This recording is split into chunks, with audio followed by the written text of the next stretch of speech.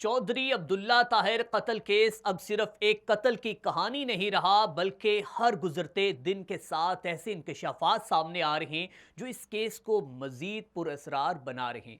अगर किसी इंसान की हरकत पर पहले से ही नज़र रखी जा रही हो, अगर उसके घर के सराउंडिंग में गिरदोनवा में मुबैना तौर पर ड्रोन्स कैमरे उड़ाए जा रहे हों, अगर कत्ल के बाद एक मुबैना वॉइस नोट भी सामने आ जाए, तो फिर सवाल सिर्फ एक कत्ल का नहीं बल्कि पूरे मंसूबे का बन जाता है।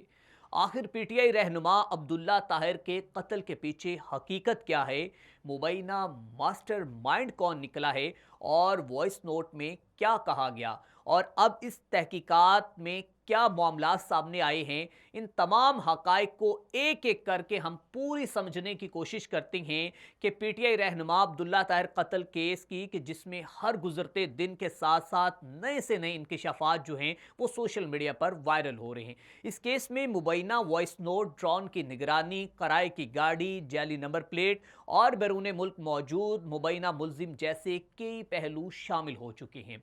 चलिए इब्तदा से समझने की कोशिश करते हैं कि आखिर ये मामला क्या है।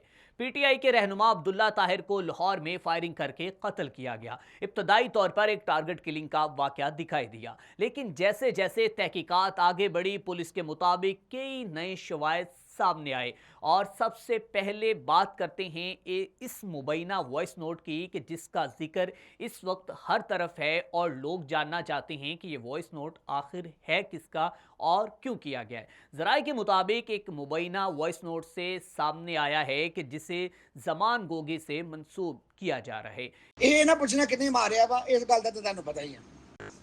ਅਜੇ ਬਾਕੀ ਬਹੁਤ ਸਾਰੇ ਬਾਕੀ ਨੇ ਵਿੱਚ ਨਾ ਜਿਹੜਾ ਸਾਡੇ ਫੈਮਿਲੀ ਦਾ ਨੁਕਸਾਨ ਕਰਕੇ ਕਿ ਪੈਸੇ ਚੀਜ਼ਾਂ ਦੇ ਕੋਈ ਗੱਲ ਨਹੀਂ ਹੈ। ਅਸੀਂ ਮਰ ਜਾਵਾਂਗੇ, ਆਪਣੇ ਆਪ ਨੂੰ ਖਤਮ ਕਰ ਲਾਂਗੇ, ਲੇਕਿਨ ਆਪਣੇ ਦੁਸ਼ਮਣ ਨੂੰ ਜ਼ਿੰਦਾ ਨਹੀਂ ਰਹਿਣ ਦੇਵਾਂਗੇ। ਅੱਲਾਹ ਦੇ ਫਜ਼ਲ ਨਾਲ ਸਾਡਾ ਛੋਟਾ ਬੱਚਾ ਵੀ ਬੜੀ ਮਿਹਰਬਾਨੀ ਜੱਜ ਸਾਹਿਬ, ਅੱਲਾਹ ਤਾਲਾ ਤੁਹਾਨੂੰ ਖੁਸ਼ ਰੱਖੇ, ਆਬਾਦ ਰੱਖੇ। ਮਹਿਕਮੇ ਸਾਡੇ ਭਰਾ ਨੇ, ਸਾਡੇ ਦੋਸਤ ਨੇ, ਸਾਡੇ ਵੀਰ ਨੇ, ਸਾਡੇ ਮੁਲਕ ਦਾ ਸਰਮਾਇਆ ਨੇ। ਉਹਨਾਂ ਨਾਲ ਸਾਡੀ ਕੋਈ ਕਿਸੇ ਕਿਸਮ ਦੇ ਨਹੀਂ ਹੈ। ਅਸੀਂ ਕੱਲ ਵੀ ਇੱਜ਼ਤ ਕਰਨੇ ਸਾਂ, ਅੱਜ ਵੀ करते हैं तो हमेशा करते रहेंगे। पाकिस्तान जिंदाबाद जी। इस वॉइस नोट की आज़ादाना तौर पर हम तस्दीक नहीं कर सकते, ताहम दावा किया जा रहा है कि इसमें यह कहा गया है कि मेरे अभी कई दुश्मन बाकी हैं जिन्हें मैं मारना चाहता हूं। मैं इदारों का एहतराम करता हूं, इन्हें मुल्क का सरमाया समझता हूं। मैं खुद को ख़त्म कर लूँगा, लेकिन अपने दुश्मनों को नहीं छोड़ूंगा। नाज़रीन इकराम, ये ज़मान गुग्गी के हवाले से बताया जा रहा है कि उसका वॉइस नोट है और उसने अपने दुश्मनों को पैगाम दिया है। अगर ये वॉइस नोट वाकई ही तहकीकात का हिस्सा बनता है तो यकीनन ये तफ्तीश एक अहम पेशरफ्त की तरफ जा सकती है, लेकिन इसकी हतमी हैसियत का फैसला तहकीकात और अदालत खुद करेगी। अब आते हैं इस इंकशाफात की तरफ कि जिसने सबको हैरान कर दिया।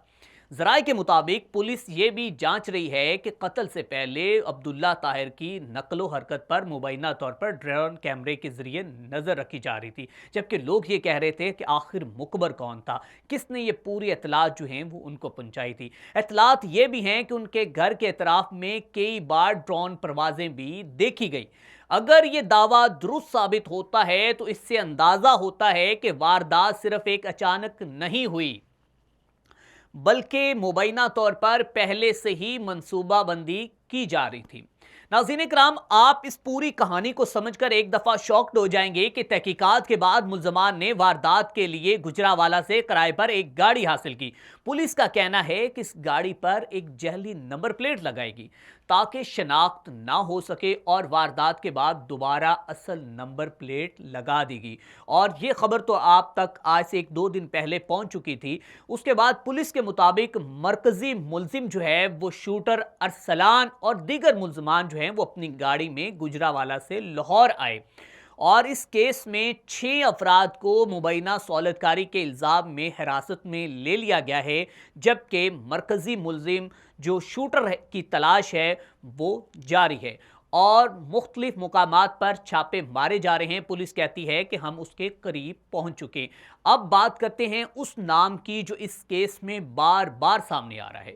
پولیس کے مطابق عبداللہ طاہر قتل کیس کی مبینہ منصوبہ بندی زمان کوگی نے کی اور دعویٰ کیا جا رہا ہے کہ دونوں کے درمیان نارووال میں ریت کے ٹھیکے کے اوپر ایک تنازع پیدا ہوا تھا، جبکہ زمان گوگی یہ کہتا تھا کہ یہ میرا علاقہ ہے، آپ یہاں سے چلے جائیں، میں آپ کو یہاں پر ریت کا کاروبار نہیں کرنے دوں گا۔ عبداللہ طاہر کرنا چاہتے تھے، مبینہ طور پر ریت کا ٹھیکہ لینے سے منع کیا گیا، لیکن انہوں نے اس کے باوجود ٹھیکہ جو ہے وہ ریت کا لیا تھا، جس کے بعد یہ رنجش بڑھتی گئی اور یہ تمام جو دعوے ہیں وہ پولیس کی تحقیقات کا حصہ ہیں اور ان کی حتمی تصدیق جو ہے وہ عدالت میں شواہد کی بنیاد پر ہی ہو سکے گی، لیکن اب تک کی معلومات کے مطابق یہی اطلاعات ہیں۔ تحقیقات میں یہ بھی سامنے آیا ہے کہ مبینہ ملزم اس وقت امریکہ کے اندر موجود ہے اور ذرائع کے مطابق واپس لانے کے لیے اس کے ریڈ وارنٹ جو ہیں وہ جاری کرانے کا عمل شروع کیا جا رہا ہے تاکہ قانونی کارروائی آگے بڑھ سکے۔ اس کیس میں ایک اور اہم پیش رفت یہ ہوئی کہ اس مقدمے کی تفتیش تھانہ غالب مارکیٹ سے لے کر سی سی ڈی ماڈل ٹاؤن کے حوالے کر دی گئی ہے، جس کی وجہ سے جو عبداللہ طاہر کے اہل خانہ ہیں اور جو ان کے چاہنے والے ہیں شاید وہ بھی خوش دکھائی دیتے ہیں۔ یہ اسنین حیدر ڈی ایس پی صاحب ہیں، ان کی ٹیم جو ہے اس کیس کی تحقیقات کر رہی ہے اور مبینہ طور پر عام طور پر یہ بھی بتایا جا رہا ہے کہ جب کوئی اہم مقدمے نئی معلومات سامنے آتی ہے یا معاملہ زیادہ سنجیدہ ہو جاتا ہے تو تفتیش کسی خصوصی یونٹ کے سپرد کی جاتی ہے تاکہ ہر پہلو ایک بریک بینی سے جائزہ لیا جائے، جبکہ اس سے پہلے بھی بہت سے کیسز جو ہیں وہ سی سی ڈی کے پاس گئے ہیں۔ اب عبداللہ طاہر کی صاحبزادی کے انصاف کی اپیل بھی پورے ملک میں توجہ کی مرکز ہے اور ان کی جذباتی ویڈیو نے سوشل میڈیا پر لاکھوں لوگوں کو متاثر کیا ہے، جہاں انہوں نے اپنے والد اور قاتلوں کو قانون کے کٹہرے میں لانے کا مطالبہ کیا ہے۔ تو ناظرین کرام، اس کے بعد صوبائی وزیر قانون رانا محمد اقبال نے بھی اس پر رد عمل دیتے ہوئے کہا کہ حکومت متاثرہ خاندان کے ساتھ کھڑی ہے، قاتلوں سمیت سہولت کاروں کو قانون کے مطابق گرفتار کیا جائے گا۔ اور اس کے بعد جب یہ سوشل میڈیا پر ویڈیو وائرل ہوتی ہے تو بہت سے لوگ جو ہیں وہ ان کے ساتھ ہمدردی کا اظہار کرتے ہیں۔ اب سب سے اہم سوال یہ ہے کہ کیا مرکزی ملزمان جلد گرفتار ہوں گے؟ کیا مبینہ وائس نوٹ کی فورنزک تصدیق ہوگی؟ کیا ڈرون نگرانی کے دعوے ثابت ہو سکیں گے؟ اور کیا اس کیس کے تمام کردار قانون کے سامنے آ پائیں گے؟